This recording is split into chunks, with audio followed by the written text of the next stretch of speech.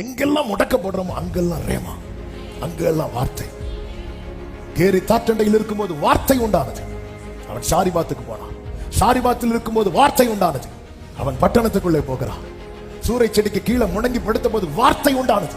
அவன் புறப்பட்டு கர்த்தருடைய பர்வதம் மட்டும் போனா. நாம் முடக்கப்படுகிற தருணம் எதுவானாலும் அதிலிருந்து நம்மை வெளியே கொண்டு வர வல்லமை உள்ளது கர்த்தருடைய வார்த்தை. இந்த வெளிப்பாடு ஒரு தேவ பிள்ளைக்கு இருந்தால் அவன் தன் கண்களை ஏறெடுத்து பார்ப்பா. நான் முடக்கப்படுறேன்னா ஆண்டவர் சொல்லுங்க, பாரு, இந்த டைம்ல நீ யாரை பார்த்தாலும் அவங்க கண்ணுக்கு தெரிய மாட்டாங்க. இவன் கண்களை ஏறெடுத்துப்பா. கர்த்தர் சொப்பனத்தின் மூலம் காண்பித்து கொடுக்கிறார். ஆமே, இங்க பாரு, இங்கே தொடர்பு இருக்கு. ஏன்னா நீ திட்டத்துக்குரியவன். யாக்கோபுக்கு ஆண்டவரை பத்தி தெரியாது, ஆனா ஆண்டவருக்கு யாக்கோபை பத்தி எல்லாமே தெரியும். உனக்குள்ளும் உன் சந்ததிக்குள்ளும் சொல்றாருன்னா, யாக்கோபு கிட்ட இப்ப குழந்தைகள் எல்லாம் இல்ல, குடும்பமே இல்ல, ஆனாலும் இவன் சந்ததி யார் என்பதை அவர் அறிவார். உன் தலைமுறை யார் என்பதை அவர் அறிவார். உனக்கு தேவை, நீ புறப்படணும். உனக்கு நியமித்த ஓட்டத்தில் நீ ஓடிட்டே இருக்கணும். நீ முடங்குற உன் வாழ்க்கையில ஒரு சூரியன் அஸ்தமித்தாலே உன் பிரயாணம் ஸ்டாப் ஆகுது. பாத்தி யாக்கோபே, இவ்வளவுதான்.